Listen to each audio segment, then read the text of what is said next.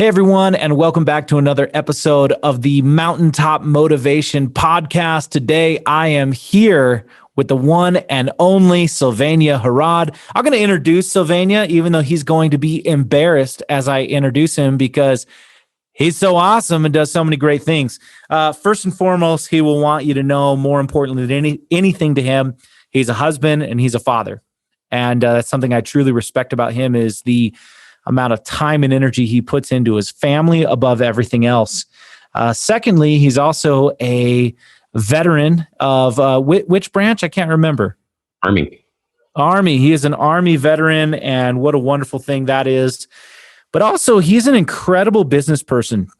Sylvania has created a business called LVRG. We're going to get all into what that is, but to hook you in terms of interest in listening to this, Sylvania has built a business where he brings in $70,000 plus a month with less than 5 hours of work a week. Yes, that's right. Not a day, less than 5 hours of work a week. And he's bringing in that kind of revenue. And this guy just thinks differently. And that's what I'm excited about bringing this to you, whether you're watching this on YouTube, whether you are listening to it on the podcast, either way. Not YouTube, not podcast. That's what Sylvania's saying. He's saying, no. Your wife came into the room. That's it. Yeah, that's right. That's right. Anyway, let's jump right into this. Sylvania, so grateful that you're here. Thanks, Jake. One, that was an awesome introduction. Hopefully that guy actually shows up on the podcast and has a good time. Well, I also believe in, I don't do a whole lot of editing when it comes to this podcast. Like I'm not doing like what Joe Rogan does, talking for like 4 hours a day or whatever he does. But like what I like one of the things I like about Joe Rogan is like someone will be like, hey, I got to go to the bathroom. And it'll be like, oh yeah, that's fine. You can go. And they just like keep recording. And I just find that to be so interesting. I think a lot of people would have cut out you saying, oh, no, like, or ignored it or pretended. Yeah. But I just think that that's the life we live in today. That's the world we live in today. And I enjoy it. I enjoy that kind of thing. It's kind of the beauty of life, right? Like if we sit back and think, I always look at it as like the highlight reel. So when I first met my wife and we went on our first date, I asked her for one thing and one thing only. I said, can we please avoid the whole highlight reel of who you are and just be real? Like just show up and just be you. Like if you know, like if we're going on a date and you don't like football, you don't have to pretend like you like football. If you know you don't like, you want to eat a whole burger, but you don't want to be embarrassed because you can eat a whole burger and I only eat half my burger, don't be embarrassed, eat the whole burger. Because what I'm interested in is you, not the highlight reel of you, just you. Because here's the thing I don't want to end up happening is we date, we have a good period of time, we get 9 months, a year into this, and I realize I invested an entire year and I don't even know you. So let's just be us. So that's what I think about all the time. Oh, that's so cool. And I love that. And I think that today, like maybe in like the 80s, the 90s, even that first decade of the 2000s, during that time, I think that there was a big benefit to only showing our best side.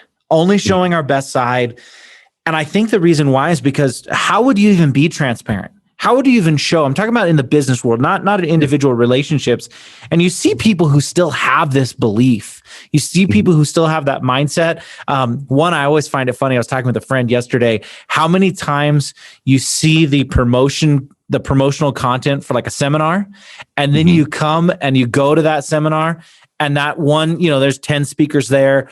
And one of them, you see a guy who's like, he looks like he's like 50. And then you show up and the dude's 70 and you're like, that's fine. I don't mind that you're 70, but why did you need to put that picture of you being 50 instead of 70? Because like, in fact, I want to learn more. Look, if you're still in the game, you're still doing great things. I want to learn about that wisdom. Like, I had last week's episode was Jack Canfield, and we talked about his 50 years of success in the industry. I don't want to pretend that he's 20 years younger. I want to talk about like, look, okay, this is going on now. We have everything going on with closures and shutdowns and all that kind of stuff. I want to know what's going on now. Yeah. And it's such a different story to learn from someone who can say, you know what? We're in a really beautiful place, because what if this happened to me back in 1992 when there was no way for me to still share my message without having a room full of people, and to be able to hear that wisdom. I like that. And I like the idea of being genuine and being real. And there's such value in it in today's marketplace. It's funny that you're even mentioning that, because I had to sit back and think, like, 1992, like how do you get people in a room? Like, what are the things you have to do? Like, are you running infomercials late at night to get people to show up? You're probably going on radio shows. Like, think about the different ways you'd have to communicate in order to get people to show up for a message. Yeah. You had to physically write books and be able radio. Yeah. Like, so this is what I know this from Jack, what he did before, because before Chicken Soup for the Soul, he was not famous, right? You know, he didn't make his first $1 million year until he was in his 50s, but he was a full-time speaker from the time he was like 25. So he had like 25 years of being a speaker who was doing well, but he wasn't famous and he wasn't a 7-figure earner. And so he was speaking, you know, doing seminars, and the way that he did it was, yes, he got some radio play, but that one was a challenge. He built a physical mailing list where he sent mail out to people, which you got to think about. Like, people complain about, oh, my price went up because more people went on that list. It's like, well, they didn't have to just get this list. They had to pay to send out stuff. So physical mail was a big thing. Partnerships with other people in now is really valuable. Anyone else with a list. And then, like, I mean, they did things like put flyers on cars, like you're at like a swap meet. You know, they're putting flyers on cars to get people there. It's such a different world. Yeah, that is. So I am truly grateful for the time we live in, because we get to do something like what we're doing right now. This didn't exist. Like, in order for us, one, have a conversation, to be able to do things, I'm hopping on a plane, train, automobile. I'm going to a physical location. I am getting dolled up to go on TV or whatever it is. To be able to have these type of conversations is just something that it's just crazy, you know, to think about. And then I think about, like, what's going to happen 20 years from now? When, like, what is that going to look like? Like, what is that going to, and that stuff fascinates me, because it's the innovation cycle. But at the same time, it's kind of the duality of it, because on one time you're like, innovation is going to happen, but on the other element, you're going to have communication is going to change. Like, how are we going to be connected? Is there going to be a communication gap? Something as simple as cursive's no longer taught in school. You know, like we don't teach that. Like, if the letters in the cursive word aren't in my first and last name, I have a struggle even reading it. Yeah, you know, like, you know what I mean? Like, it's like it's not taught, or something as simple as, like, my kid, like, they're in school and they're like, hey, you guys get Chromebooks and you're working on your Chromebooks. And I remember when I was in school, I remember going to like a specialty high school. You guys get computers to take home with you?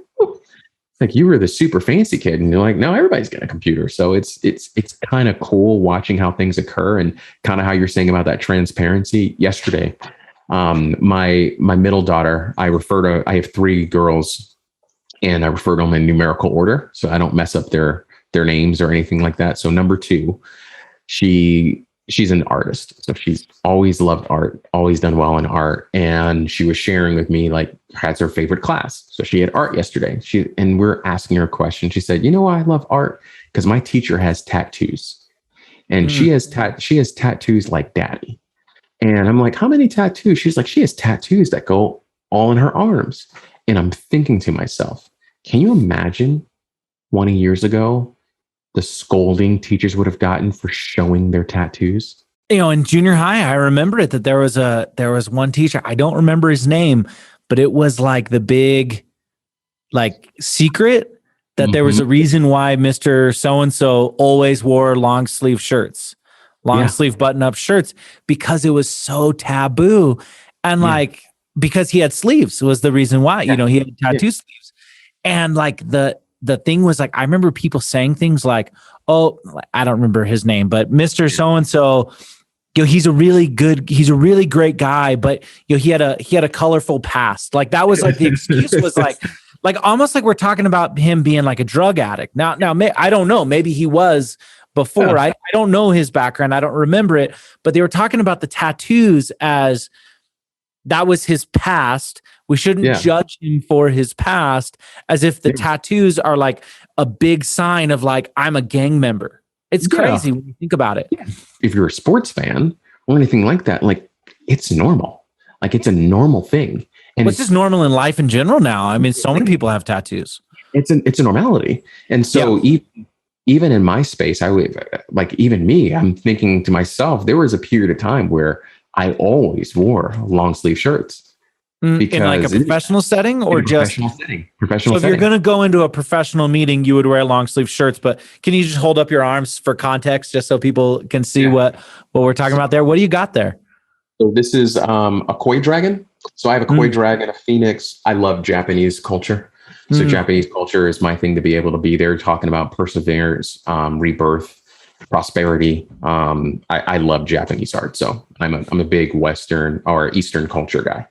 But I wouldn't wear polo shirts. It could be hot, and I sweat in 70-degree weather. If we were out and we were on a golfing event, I would wear like the athletic things underneath. Like an Under Armour kind of thing. Under Armour one underneath to be able to someone asks about it and you say, oh, it draws the sweat off my body or something like that. Be able to be there. And then now I'm like, well, I'm just going to get full sleeves on both sides because it's that element. Like I love art. I love it's an expression of you. It tells a story. So it's like your own personal canvas where 10 years ago, that may not have been accepted.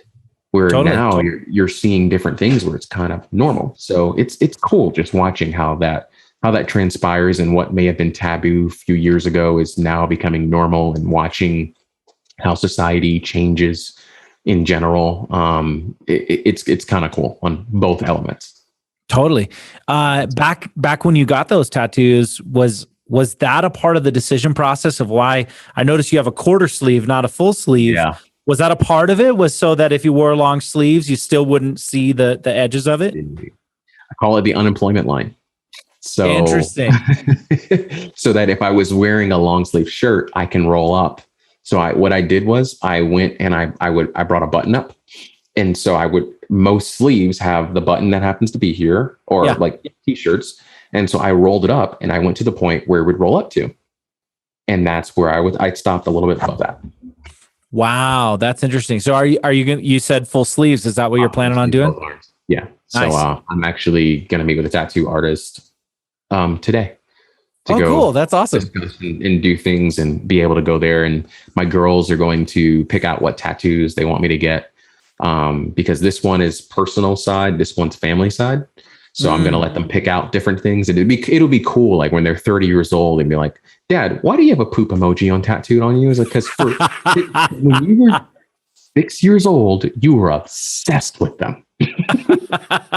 Like when you were 8, you were obsessed with pandas. Like 15, here's where you got like it'd be cool to have like when I'm a grandparent one day and they're going ahead and asking me stories about different things or different moments and be like, yeah, this is what ended up happening at this year. And this is what happened.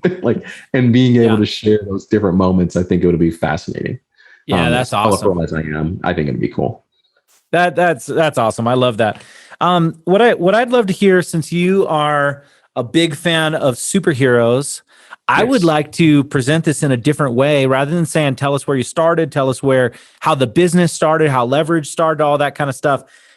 I want to hear your superhero origin story.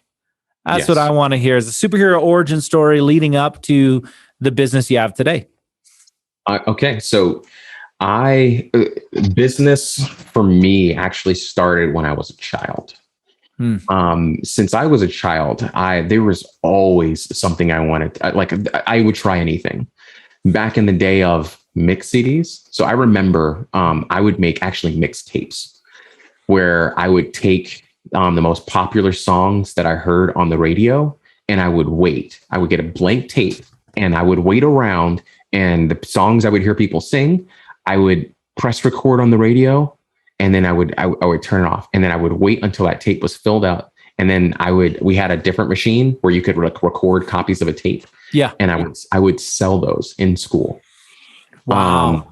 Yeah. Until I got in trouble because they're like, you can't sell on school property. It wasn't about copyrights. They're just like, you can't. No. They weren't concerned about the legality of why it's illegal. They were concerned you can't sell on school property. I can't sell things I can't be hawking actual physical mixtapes. Do you remember a candy called Raven's Revenge? Do you remember? We're about the same age. Do you remember this candy? It was like a powder in like a vial. Yes. Yeah. Okay. It was very much designed to have a paraphernalia feel. It was very much the design, but it became in my middle school, it became like the thing. Mm-hmm. And I mean, there was like dealers, like people were dealing this stuff because it's in these like clear vials, but it wasn't something that the school sold or the ice cream man down there sold. Mm-hmm. And someone had an in with like their parents. Someone had an in with their parents. Mm-hmm. I don't know what it was, but they had a wholesale deal that they got, or they just stole them and we just didn't know about it. But that was the story. And then they were dealing this stuff. They were selling this stuff on campus. And everyone had it, and then they made a rule that you couldn't sell, and that probably was a rule anyway. But they enforced the rule that you couldn't sell. But then this still was going on, like a little middle school black market kind of thing was still going on. So then finally, they just straight up outlawed the candy on. There's just no Raven's Revenge candy on campus. Anyway, it just reminded me of that. I also remember fundraisers and stuff. Yeah, of course. So everybody did fundraisers, but I realized that I could go door to door asking people questions, or I could go to my mom's job. Because I'm like, hold up. My mom works in an office building. There's like 500 people in one space, and I'm cute. So I could just walk around and ask people questions if they want to go do this. Can you imagine like a 7-year-old boy just walking up to you, like while you're in office space, and be like, hey, I have a fundraiser going on. And she worked in New York City. So I could just go around and there's like, yeah, can you sign up for this fundraiser to be able to do this kind of thing?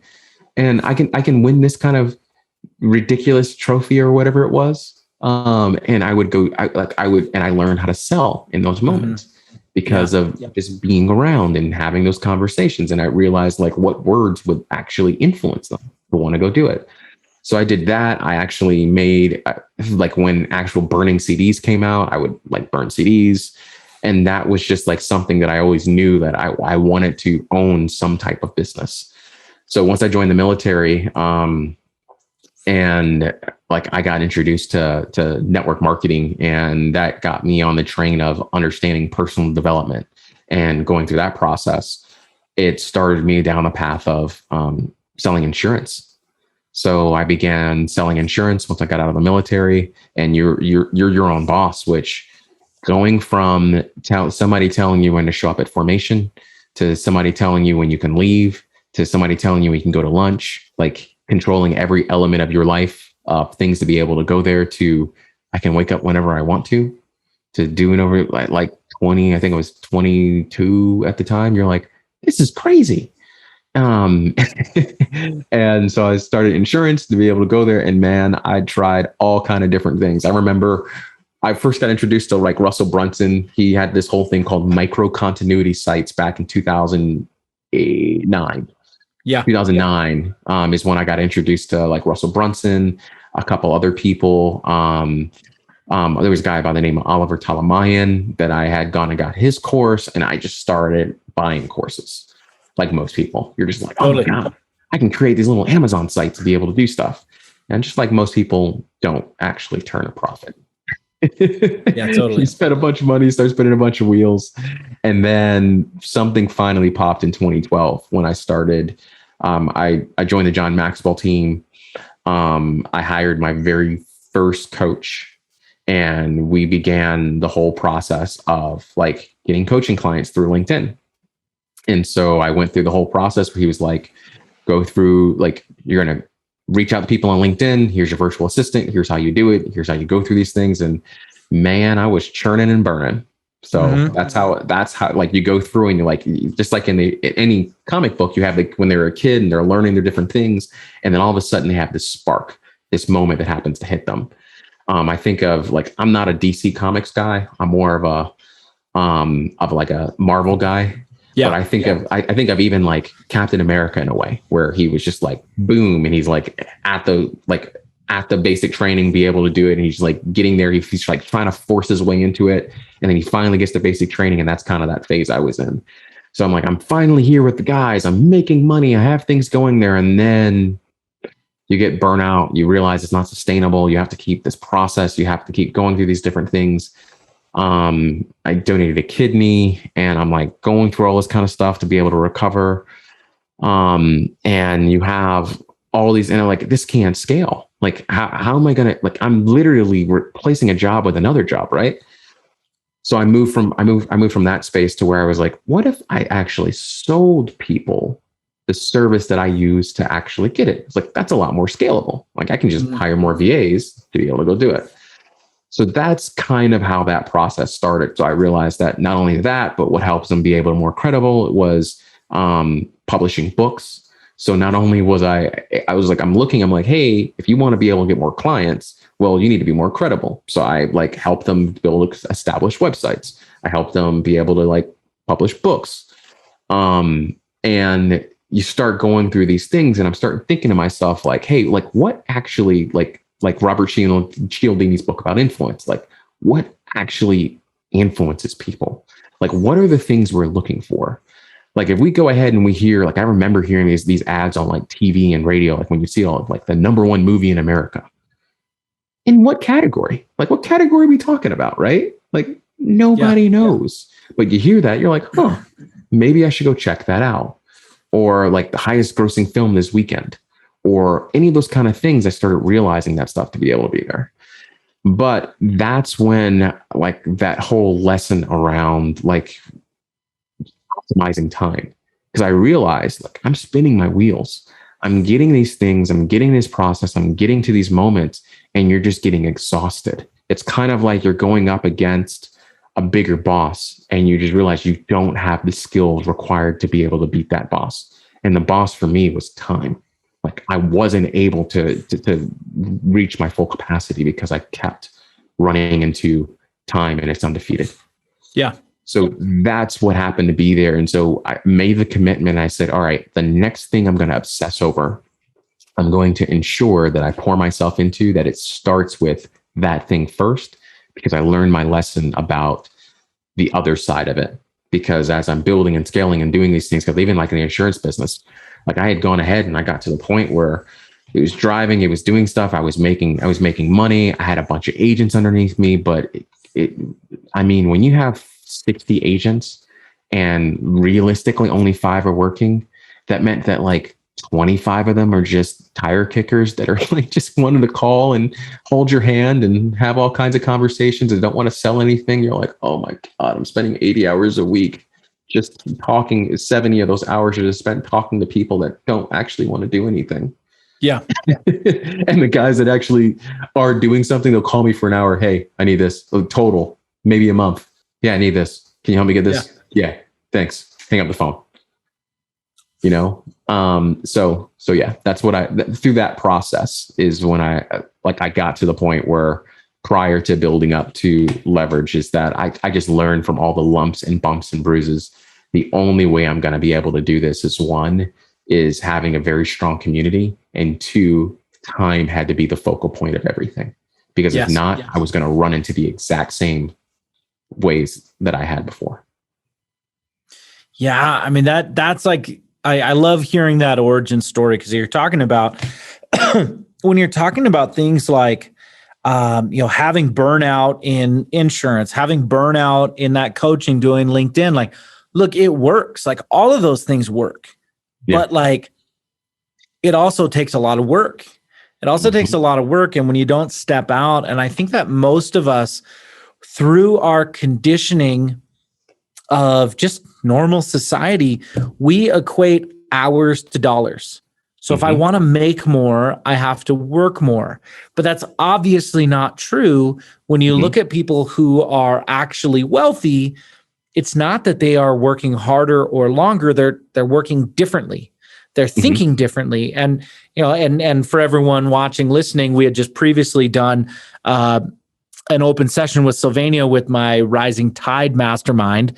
And as we were talking about things, one of the thoughts, or one of the things that you said was, you had a question. Now, Tony Robbins refers to this as the primary question.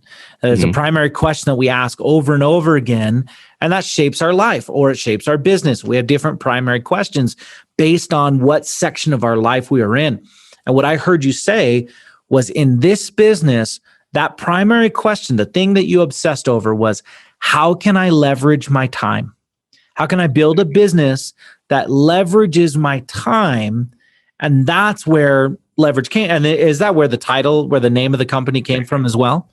I use that word so many times that one person was like, you should just name your business Leverage, because you use that word all the time. Because if we think about anything else in life, like in life in general, it all sales, everything comes down to leverage, like influence, leverage. That's all it is. Like if I go ahead and I think about it in general, like if making the obvious choice. So if there's two speakers and I'm an event coordinator and I'm looking at two speakers that's coming in to speak to my audience, and I have one guy who's like really good speaker, but I look at his credentials and there isn't there. And I look at the other gentleman and I see that he was a best-selling author. He's been seen on these different items. He was a disabled vet. He's been a CrossFit athlete with 2 different world records. And I start seeing these things versus this guy is like, where he may have very good content. This guy becomes the obvious choice because his background has greater leverage than this one to influence the audience of what I'm looking for. So everything in life comes down to leverage. Yeah, that's fascinating. So tell us about Leverage. Tell us about the company. Tell us what Leverage is and what the opportunity is for people who come and join the Leverage program. Surely. So the best way I like to describe Leverage is, imagine you and a friend go to a car dealership. You go ahead, you look at the car, and what's the normal process we do? We go back to the room, we wait for them to go to their manager, go to the finance manager, and you get what you feel is a good deal on the car. Now imagine if you and 100 friends went to that exact same car dealership. Who do you think is going to get the better deal? You by yourself, or you with 100 friends? So the concept of Leverage is, we utilize group buying power to drive down the costs of the goods and services that we use on an everyday basis as an online entrepreneur. So, which is traditionally software. So what we do is we utilize group buying power of our 3,500 plus members. We go to the software companies that we like to use. I go to them, I negotiate deals based upon our behalf in order to help save us money on a monthly basis. Yeah. So yeah, that's basically what Leverage is. I'm leveraging things as well, Sylvania. Beautiful, man. So that is such a cool thing. I know that so much of the idea came from just leveraging time, all that kind of stuff. But where did you come up with this idea of, I can do this? I can find a way to bring group buying power together. Like where did that come from?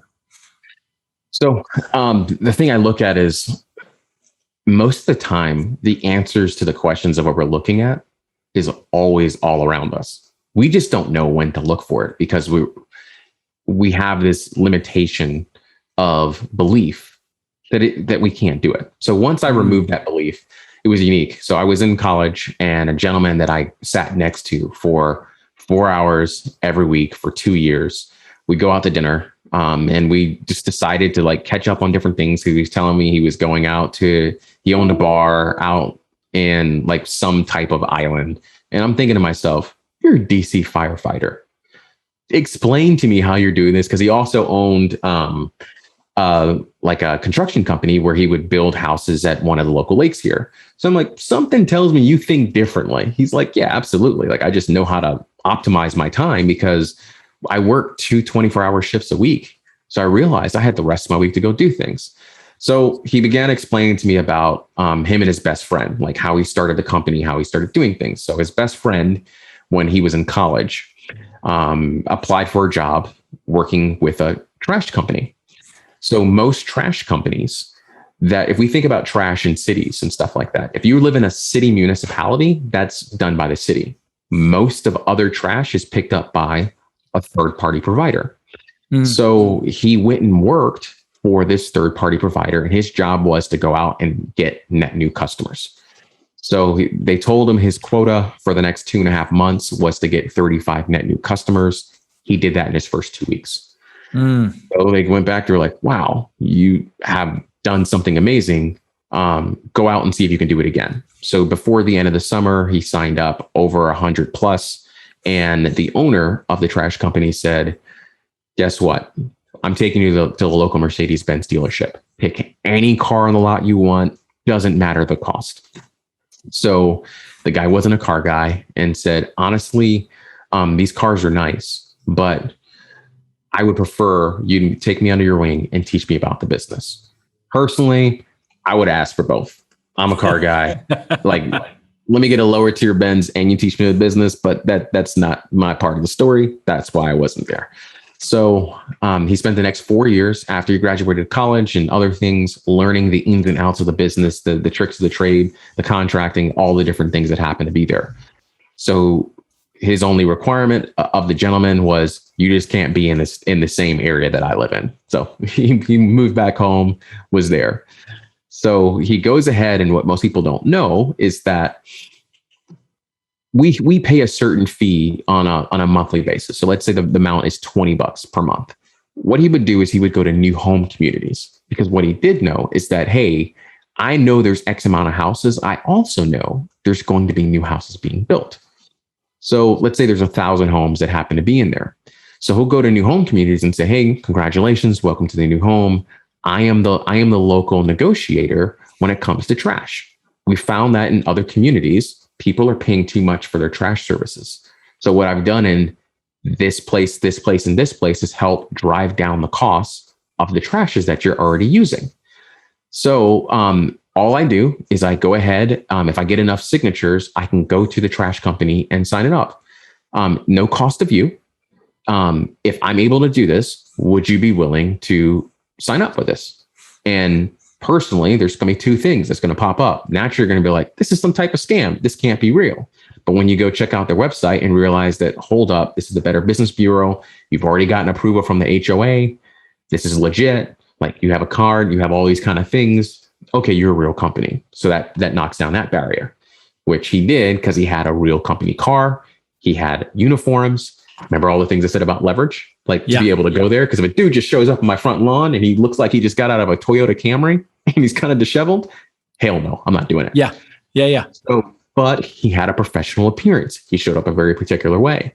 So he would do that. So he went around, he would get signatures. So once he had signatures, then he would go back to the trash companies in the area, because here's the thing: if you hold the contract, you feel like you hold the power. But if you're don't have the contract, you're willing to bid to knock the big boy out. So he would put those two in a bidding war. So he told the people that, hey, if I get it for $18, would you guys sign up with me? Yeah. So he puts these two in a bidding war, and they drive it down to, let's say, it's $13. So what he knows is that now all these residents can sign up with me for $18 a month, and I'm just going to pay the fee of the $13 a month. So he's taking the 18, taking his $5 profit, and then paying the 15. And that's how he's doing. And in some elements, he doesn't even have to handle any of the transactions. People on the front end take the transactions, and he just gets his cut based upon the percentage points of what happens to be there. So he started this process, repeated this process over time. He got a couple of government contracts because they found out, because people live in the neighborhood. They're like, actually, we're looking at this service for this Air Force base. And then one Air Force base told another one. So it got to the point where the business was doing really well. He had 4 employees, by the way, 4 employees, paperwork, processing, assistant. That was it. Like, it was just him, and he would go do it.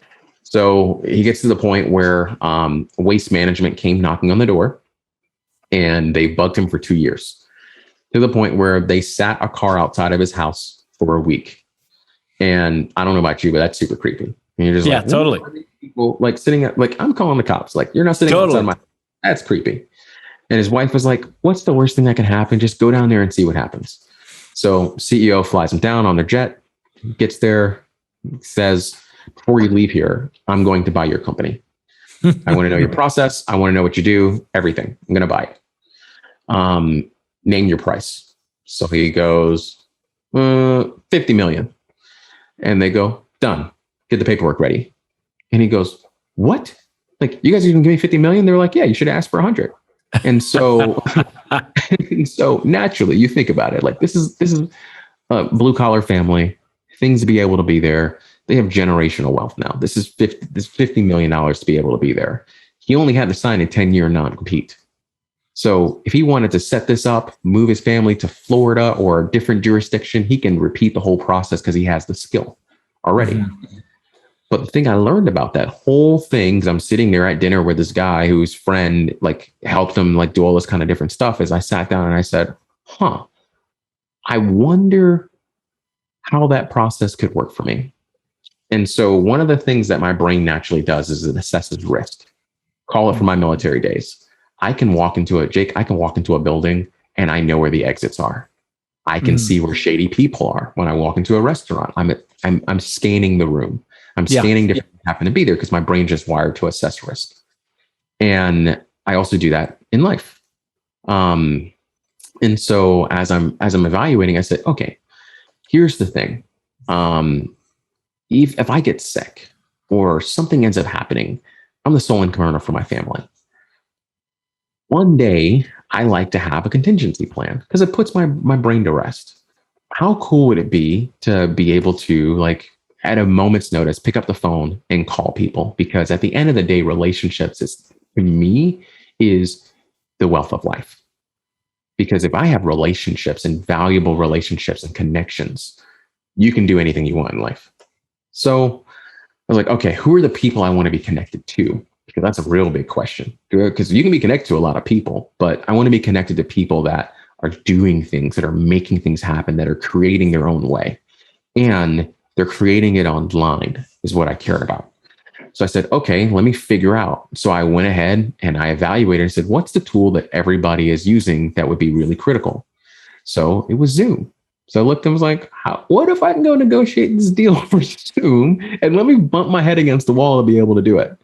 And that's how that process started. And many cuts, bumps, and bruises and things along the way to be able to go there, because one day I look at it as, you know what? I want to have these relationships. I want to have these conversations. I want to be able to pick up the phone and somebody say, hey, look, I joined this mastermind. I think you should go do this. And be able to be like, okay, let's go do this because this is where my goal and objective is. And I'm looking to create this process. And they're like, this is who you need to be around.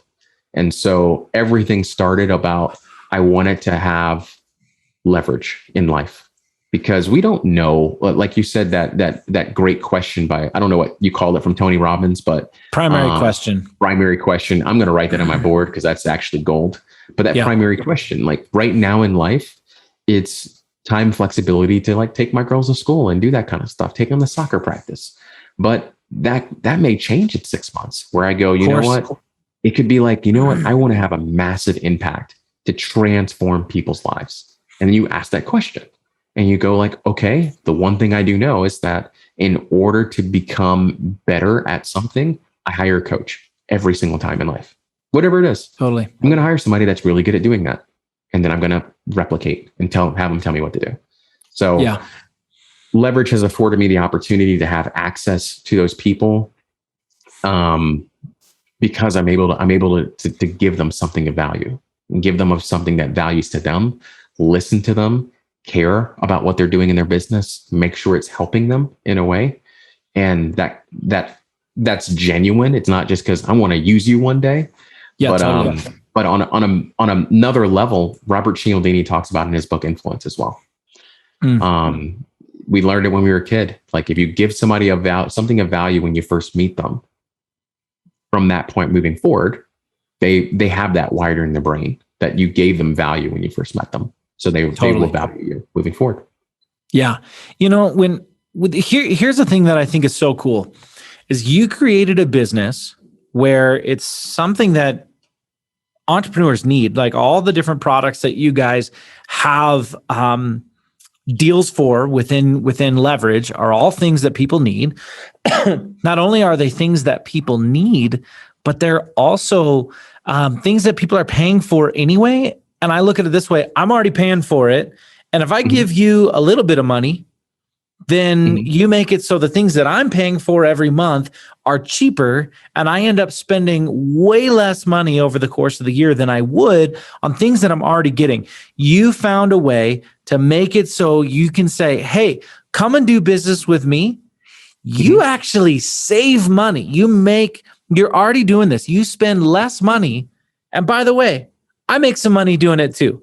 And that's what's so cool, is that like you're making money, saving people money. And that's just, and if you can do that, I mean, that's the thing is what I pay to leverage to me is free. It's free because I'd be buying this stuff anyway. So when I first started out in sales, I remember having one mentor, and I had the opportunity to talk with a gentleman that I was working with, and I hadn't heard this guy's name in forever. And Jack, so Jack was one of those very unique cases.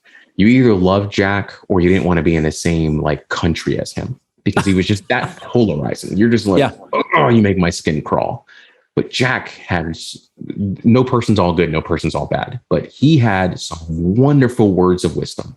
And one of the things that Jack had posted in this big, huge placard that we had to see every single day when you walked in, reminded me of like Notre Dame's Play Like a Champion today, was he had big words that said value equals time and money.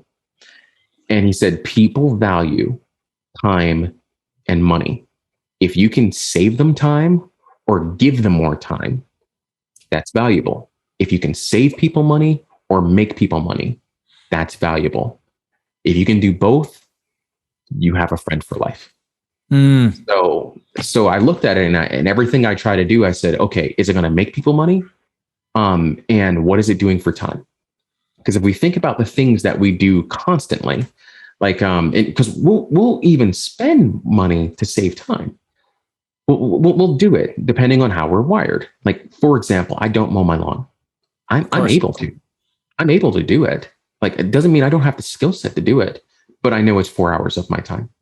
Yeah, it's 4 hours. Like, it's going to be 4 hours just because how I'm wired, how I'm going to do it, how I'm going to edge things. Next thing I know, I'm looking at weeds, I'm pulling weeds, I'm doing all this kind of stuff. I'm checking the grass, seeing what we have to be able to do. It's 4 hours. But I hire a person to come do it every week. They do it in 15 minutes.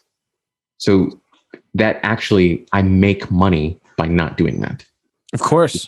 Absolutely. And it doing other things. And gave me 4.5 hours. Yeah, that's exactly right. If you can do that, if you can pay money to save yourself time on activities that you can be making more money on, I mean, it's an obvious trade. But with you, just give our listeners an idea. What are the kind of softwares that are within Leverage so that they can save money on things that they're doing all the time? Let's think about the two main things I want to tell people, especially business owners today. So seeming that last year we had one of the most massive disruptions anybody's had in business and life. And I look at it as the most amazing opportunity. Kind of like we talked about in the beginning of Jack Canfield, 1992, you were mailing letters, you were doing seminars, you were doing all these kind of things. Now we don't have to do any of that. We have video communication. We can hop on video and have conversations. We can do podcast interviews. We can run courses. We can run trainings. We can do weekend programs, all from Zoom. So Zoom is one of the things we're able to do where we typically save people around 40% per month on what their Zoom bills are. To where you're able to go in and utilize a tool with enterprise grade features. As you can, if anybody's looking at Zoom, Zoom's not slowing down. They're adding more features, more benefits constantly. It's the most stable platform. I've utilized other services, and sometimes video is great. Sometimes it's not. Sometimes it's down. Sometimes it's not. And it's just the easiest platform to use because so many people are able to use it. And it takes away one more headache from limitation from getting people to have conversations with you. So if you're doing business and you're trying to do anything to scale, Zoom is the number one way.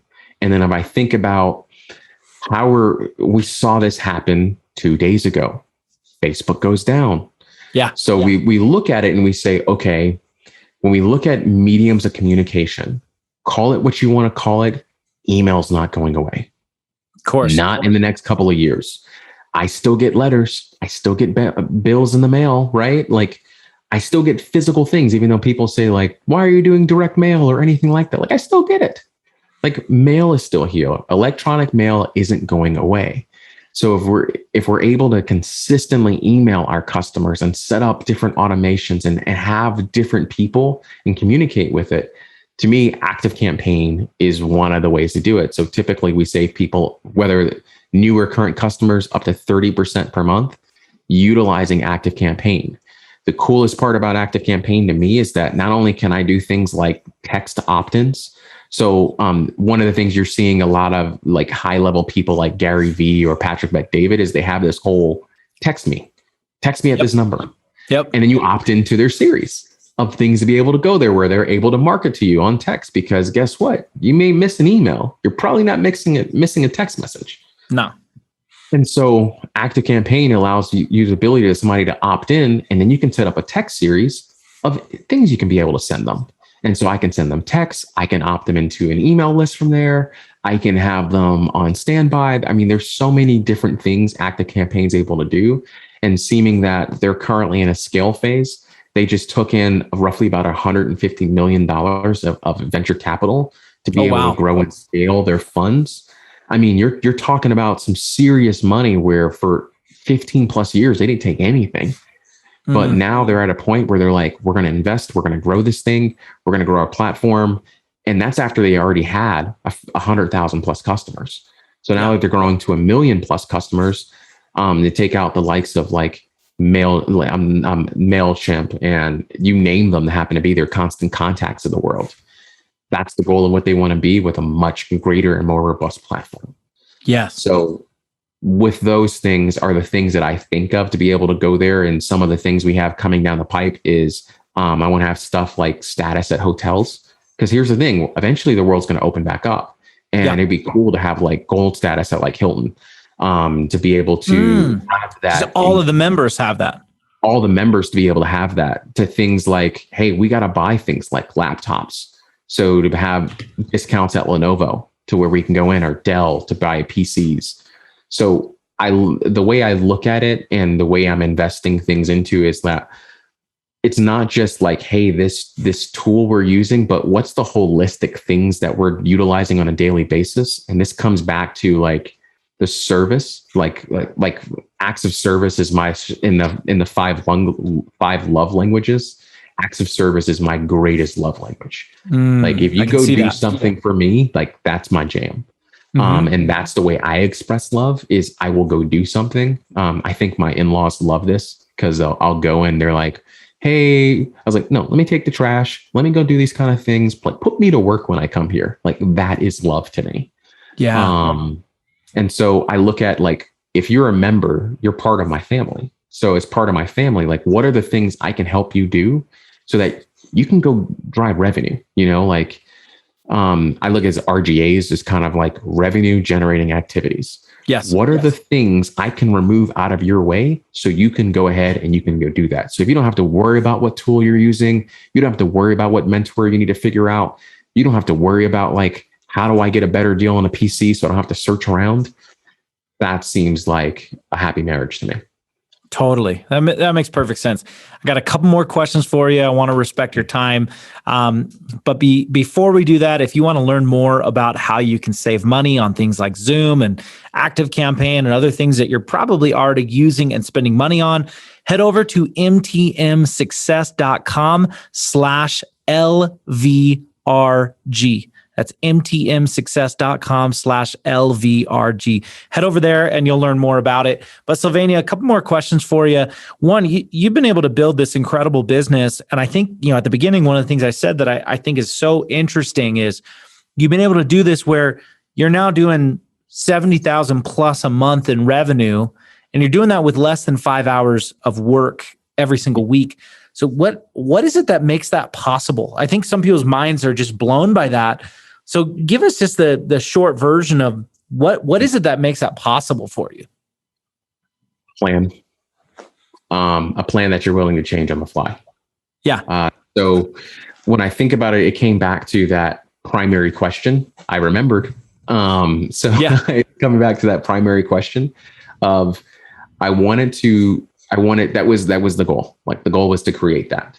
And so maybe right now it's 5 hours. Maybe that changes to 20 hours, but the goal is there. So you have to be able to build out SOPs. So luckily I had a staff member that was exceptional at being able to do that over a period of time, that helped me build out those SOPs, that helped me build out some of those processes.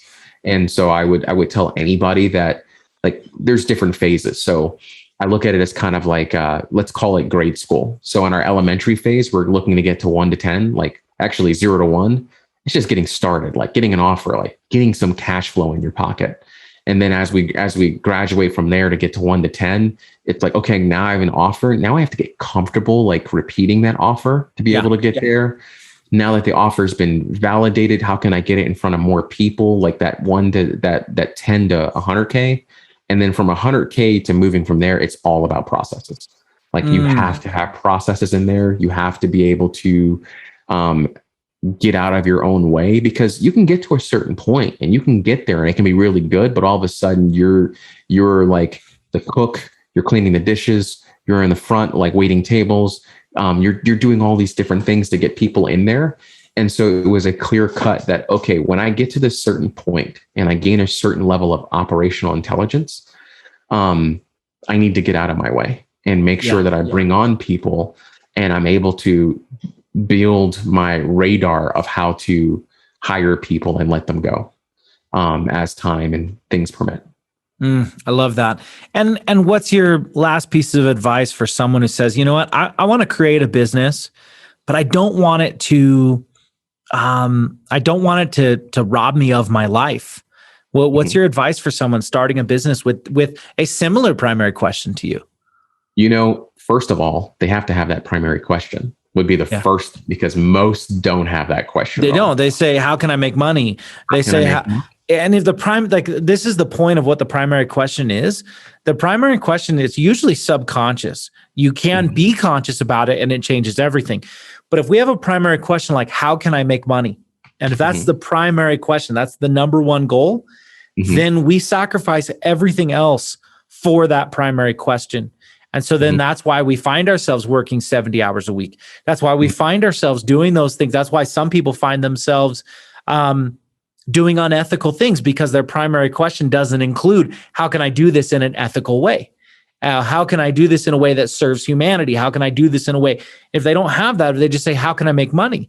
Like I used to say to people when they say, well, my goal is to, I came from the music industry in my first business, and people would say, well, I want to be famous. And I said, what does that really mean, dude? Like, there's ways to be famous and they're not good. You can be on the news tonight if you go and do some horrendous thing.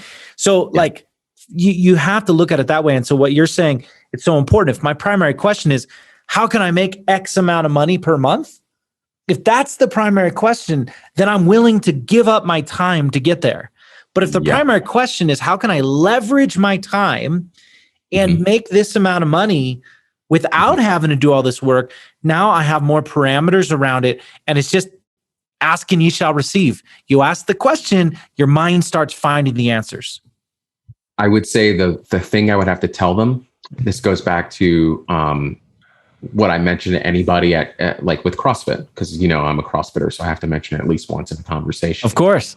Is that the difference between somebody that is new to CrossFit to somebody that has a higher skill level in CrossFit is the ability to embrace discomfort. Yeah. So if you have that primary question around, okay, how can I leverage my time to deliver X amount of revenue with this period of time? You have to be willing to go through the discomfort it requires to be there. So one, do you have a skill? So if you do have a skill, more than likely, you already know what to do. You've probably already known what to do to be able to be there. The problem is that we're not asking the right questions of how to be able to do it. So I'm a practical application person. I'm pragmatic. And I think about it like my sister was saying, like about she wanted to build daycares and be able to do daycare centers and different things like that. And I said, have you ever thought about, like, you've ran daycare centers for 20 plus years. Have you ever thought about creating a process of teaching other daycare centers about how to run a more efficient daycare practice? She's like, what do you mean? I was like, your mind is wrapped around, in order to be successful in my daycare, I need to have 10 plus kids or 13 kids or run this curriculum or do these type of things. So you're tied to how many kids you have in is tied to your revenue versus consulting. Like if we think about consulting, right? Like consultants can get on a retainer and you have monthly things coming in to be able to go do it. And you're able to gain a contract. Let's say it's a year long to be able to go do stuff. So I said, now you're at this place where maybe instead of working, because she would work 10-hour days, 5-6 days a week, then you're talking about 60 hours. Maybe your question is like, how can I be able to make the same money I was making in 5 hours? I said, well, how much are you making per week? Like, think about it. Cost per kid, different things to be able to be there. So you're making $1,500 a week, right? Yeah. Give or take the math. So 60 hours divided by 1,500. I'm not a math scholar that pretty quick, but that's not a whole lot of money, like per hour that you're making to be able to go there. So let's make the math super simple. Let's say it's $10 an hour to be able to go there. So $10 an hour, you're working 60 hours. It's probably closer to 30, but to make it easier. So $30 an hour. Now, in order to make that 1,500, let's say I went and did consulting and I had 5 clients. They pay me $1,500 a month to be able to go do that. How much hours you're going in there? Maybe an hour a week. So you have 5 hours that you just 5x your time in those 5 hours to be able to be there. So we look at those sexy numbers and say, oh man, all I got to do is 5 clients. Nope. What that means is now you have to do the work required in order to fail enough to get to 5 clients. You don't know how long that's going to take. You have to learn, what words do I have to say? Like, what kind of things are they looking for? How can I test my offer? Like, what are the things they're actually looking for? Because maybe this is what I think they want, but I haven't gone in and actually sat down with a daycare owner. Like, you have the intelligence from operating your places, but big, large centers, like, what are their challenges? How many times have you been told no? Like, how many different, and why have they told you no? Are you willing to face that music of calling a place or cold emailing a place and them telling you, no, we don't want your service at all. We don't want anything to do with you, or been fired by a place because they're like, we have budget cuts because we don't have kids coming in. We don't think these things be able to go there, and gone through that for about a year or two. You know what I mean? Totally. And be willing to embrace that discomfort of that week by week and month by month, and go through those things and have to take the time to learn, how do I get a better sales skill? How do I get better at this element to be able to be there? Because it's sexy to think about, man, if I just get 5 clients, things are good. Well, guess what? You don't really need 5 clients. You probably need 10 because some of them are going to cycle through, and they're going to cycle through. They're going to flow through different things to be able to go there. I said, maybe what happens is you get 7, and then all of a sudden you get 7, and now you can take this business and teach other people how to be able to do it. And now you have a different way to bring in other revenue, because now you have a skill. You're being able to prove it. So the net of it is, how much comfort can you embrace? Because it doesn't have to be a fight. It doesn't have to be a struggle. It's one of those, in every CrossFit workout, especially really, really challenging ones that really tax my nervous system.